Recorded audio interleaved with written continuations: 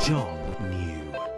He knew that this was his chance, a moment to shine. This was game day.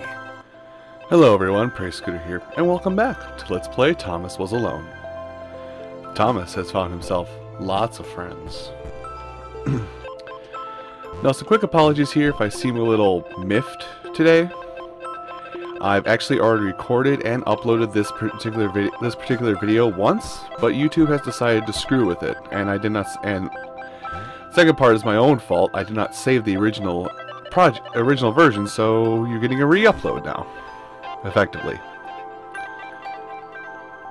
Anyway, This would not do. John needed room to show off his exceptional skills. As it was, he was trapped on the wrong side of these little dot things. Where did they come from, anyway? so yes, forgive me if I'm a little grumpy today or anything. Well, in this episode, I never didn't want to redo this because now it ruins everything, or ruins the feel of this episode. John inhaled the air of the open space, and it smelled of awesome.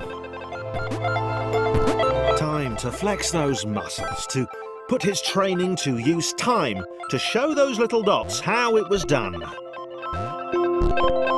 John decided to press the switch to let the little dots catch up with him. John cared for his new allies. You could tell from the sympathetic expression he practiced in the mirror all these years. Even the second time around, it's still nice. Anyway, so you'll have to forgive me if, like I said, if I'm a little grumpy or anything. And some of the commentary won't be the same from the first time I played this, because I'm not going to remember what I said several weeks ago, to be frank with you. But I'll try and give you the same feeling, more or less, because I do remember, like, holy crap, John has this stuff. There is in the original video, there is a collectible right here. John can get it like this. So, John can get it really easily.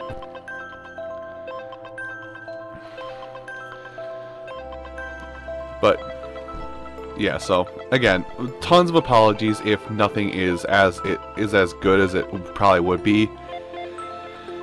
Because YouTube messed up the original video. And that's probably gonna be the points of today's. That's probably gonna be what I'm gonna say. A lot of today is YouTube messed up the original video. So I'm gonna sound like a broken record a lot. I think Thomas needs a hand getting up. Also, I do say it in later episodes in the series, but I'm also telling you here that I'm using a new editing program, so some of the audio might be a little bit off in some parts. So apologies there if that does happen.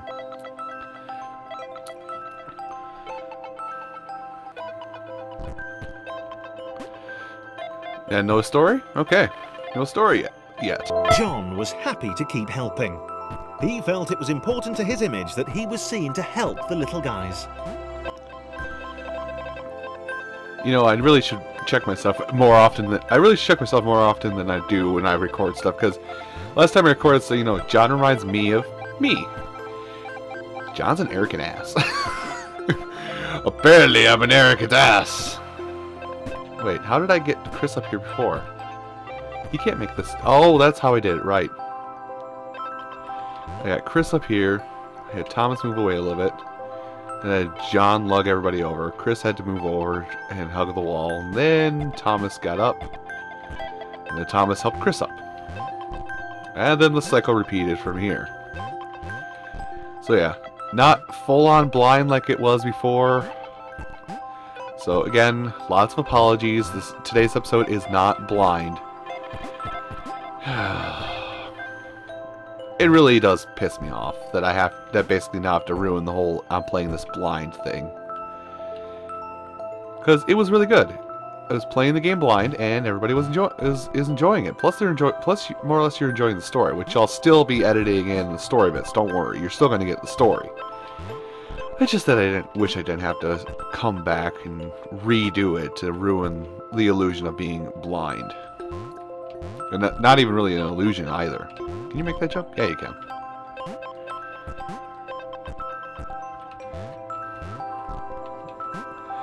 It's just, now I know what I'm doing for the most part. Like, there's no puzzle really to solve anymore, because I've done it twice.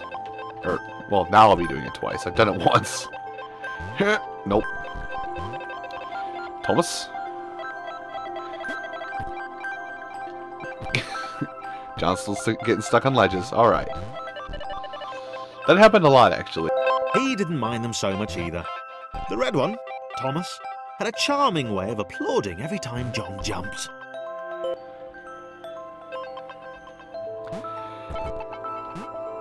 You know, I lost track of what I was saying before the game cut me off. Oh well.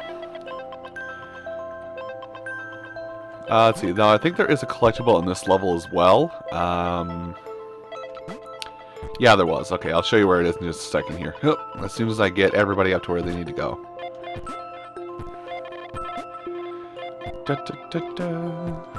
Alright. Good, you can make that jump. That's all I want from you.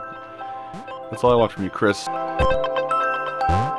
The angry orange one was less immediately likeable, but his unremitting cynicism and tutting amused John.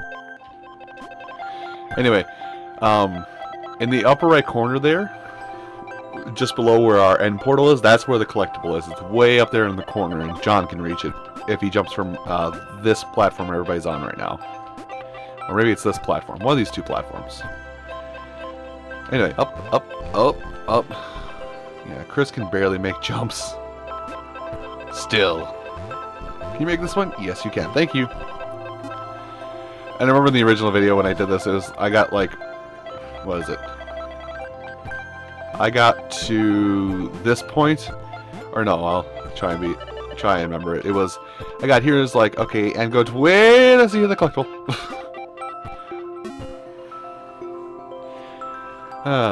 Trying to recreate something you made over a week ago is kind of hard.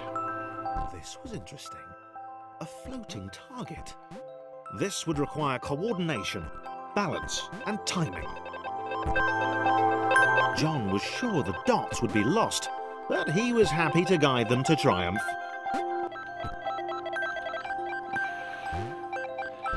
And guide them to triumph he will. Right about now. Maybe that's what the dots were for.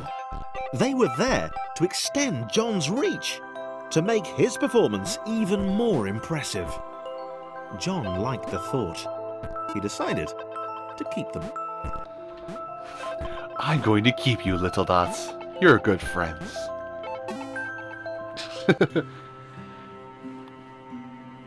Ah, yes, and then depression. So, there's a lot of talking in this one, so I'm probably going to be pretty quiet during this particular level. Just because there is so much talking. So, this was how Claire would die. She knew it would happen eventually. She was rubbish at jumping, and she moved slowly. She felt a little like her continued existence was breaking some kind of natural order. The crumbling pillar was a dramatic death, she supposed. Wait, what? Claire couldn't shake the feeling that she was not, in fact, dead. It was at that moment that Claire realised she had superpowers. And this is where they introduce floating. Basically, Claire is now kind of a backbone. She'd need a cape. There was no getting around that. You couldn't be a superhero without a cape. Claire didn't want confusion. If you saw a cape, that made matters clear. You knew what you were dealing with. Claire was all about communication. And, you know, floating in water, which was her superpower. And John can almost clear this jump. Now, I actually want to see something really quick. There's an open... Oh, I can't go over there. Never mind.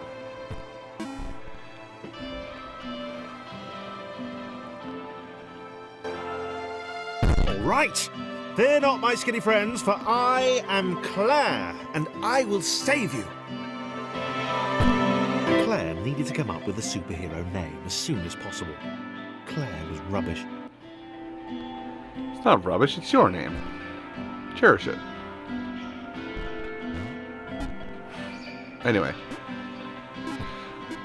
Most of these puzzles right now are just kind of like teaching you, hey, Claire floats. And now it's teaching you that she can jump out of water. Claire can even jump out of water with friends on her back, which will actually be introduced more thoroughly in future levels. Oh, this one. Claire arrived just in time. And I balls it up. Go me. Claire arrived just in time, which was, of course, the perfect moment for superheroes to arrive.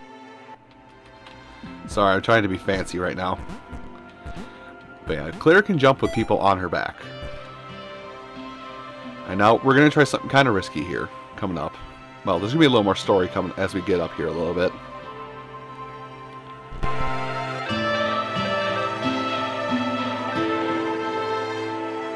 As the water began to rise, Claire vowed to save this little rectangle in as many restarts as it took. I remember I laughed pretty hard that the first time. It's just like, hey, breaking the fourth wall and jump! Claire wondered if Thomas would make a good sidekick. Or was she more the lone Avenger type? She'd like that. The sole hero in a world of rectangles and conveniently placed pools of toxic water.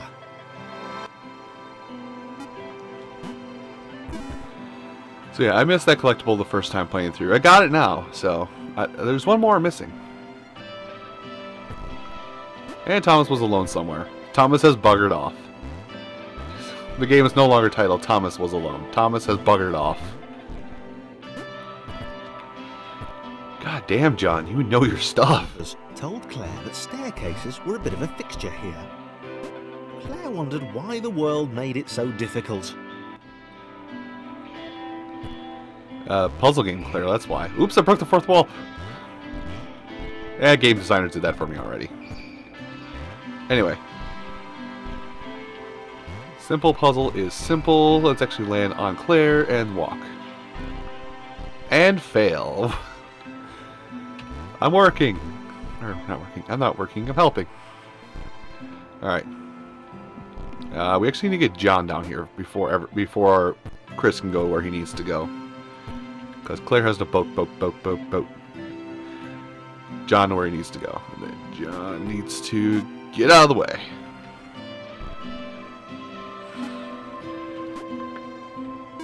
And we're done here. Simple as that.